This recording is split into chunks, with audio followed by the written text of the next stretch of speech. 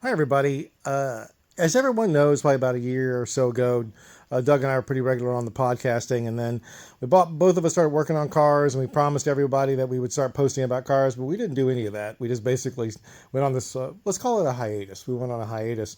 And anyway, I thought it would be interesting to shoot a quick video and give you an update. Not because, the reason why is that kind of a funny story I thought I'd share. It's just funny, nothing bad or anything like that. But anyway, here's the engine, and the engine's pretty much done. Okay, the engine's been rebuilt. It's a as anybody knows Subarus, it's an EJ. I think it's an EJ 205, and it's ready to drop back in the car.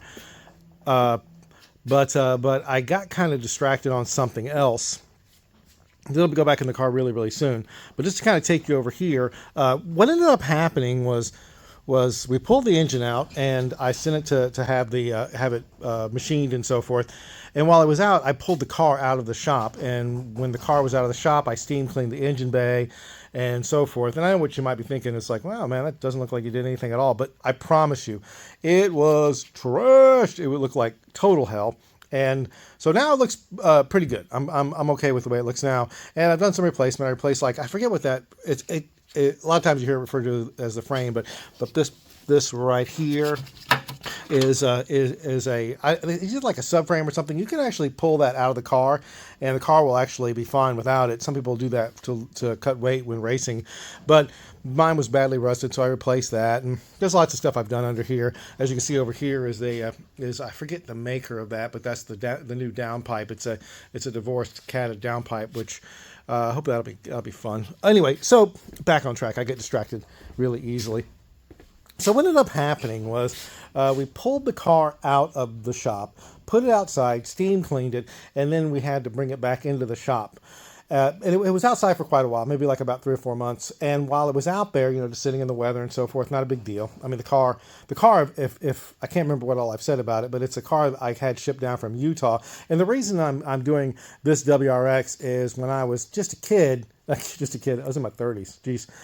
When I was in my 30s, back in like 2003, I owned pretty much this exact car. Not this one, but one exactly like it.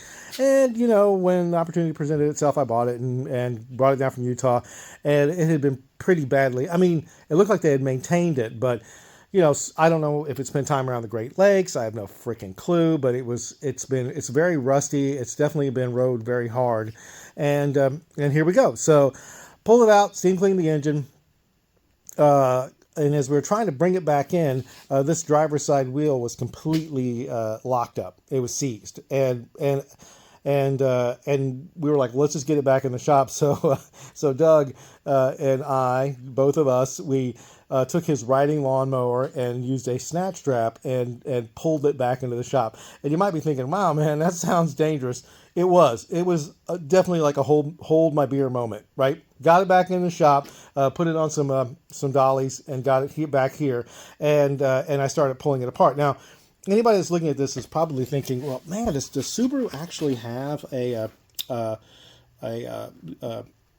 drum brake on the back? And it's like, yeah, not really. That's actually just the emergency brake. If you look at this over here, this is the disc, and as you see the disc, and look how janky it looks. Look how messed up it looks with all the rust and so forth. But with that said, this inner part here is just the emergency brake, and it slides over those brake shoes, and that's what you use for emergency brake. And I'm pretty sure that's what seized. So when that happened, I realized that I needed to replace the brake system. So here we go, right? Now, didn't look anything up online, said, let's just do this, let's go crazy. So I pulled everything apart, and I realized, so first when I was going to replace the brakes, if you look at, here's the old backing plate, right? It's the back plate or dust shield or whatever, dust shield, splash shield. And you can see here that the caliper actually mounts here. Okay, but I knew, and this one's been, you can see it's been pretty much beat to crap. Hopefully the focus is not going too crazy, but it's actually looked like somebody maybe tried to jack the car on it or something like that. It needed to be replaced. But you can see here, it's round, right? There's no place where you can just unbolt it and slide it out. You have to actually pull the spindle off and the hub and so forth. So I'd never done that before, and so I went up to Harbor Freight and I got the Harbor Freight. I'm thinking, well, I'll just get like a $24 one-use slide hammer because it's Harbor Freight, but they didn't have anything like that. I had to buy an actually nice slide hammer, and pulled the locking nut off, and I just hammered it out, which is not how you're supposed to do it, and that exposed the bearings, so I had to replace the bearings. So I bought like a press on Amazon. When you're like, you bought a press on Amazon? Yep, it was an Amazon purchase, cheapest press. It worked.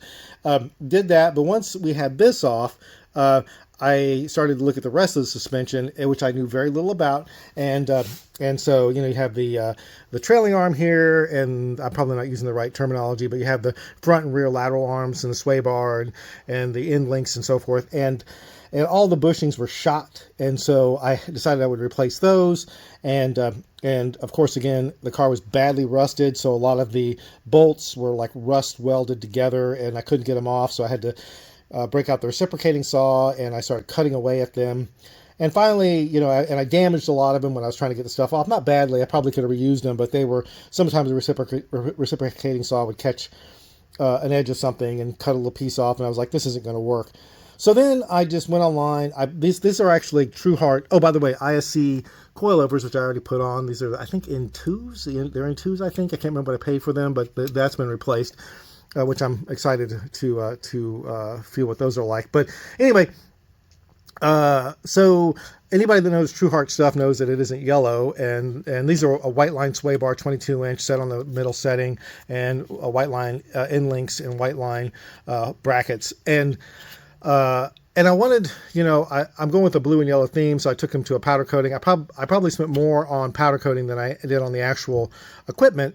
And that's what you got. So I took the Trueheart stuff apart, had it powder coated, and almost immediately started damaging the powder coating when I was trying to put stuff back on, but that's just the way it goes. And white line powder coated the sway bar, a 22-inch sway bar, and that's where we are. So let me think what else. Oh yeah, this is kind of, let me just go up in here and just kind of show you the whole thing. So that gives you the whole underside suspension. We'll see how that goes. And some of you may be like, what kind of exhaust? Yeah, this is a Borla Hush. I just put it back on after the suspension went back on. It's the again, the Borla Hush. I like the dual tips. I didn't want to have like the big open tip. Anyway, so that's that. And it's a 3-inch exhaust, catted. And it's not bolted in too much right now. It's just kind of on its hangers because I wait for the engine going back in. I'll get it all kind of squared away. But that is kind of where we are right now. Let me show you one other thing. So this is again the brake system I bought, and you're probably like, why would he buy Willwood? Because they will powder coat your calipers for you. So again, you're probably like, that's stupid, and I'm not going to argue that point. It probably is a little bit stupid, but man, they look good, don't they?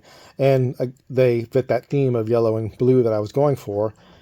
And yeah, as far as the cost goes, you do pay for pay a little bit to have them powder coated, but you can go on any of the websites like Fast WRX or Subi Mods or stuff like that. I didn't pay that much more than what you would have paid for like just another aftermarket brake replacement setup for a WRX. So that's where we are right now.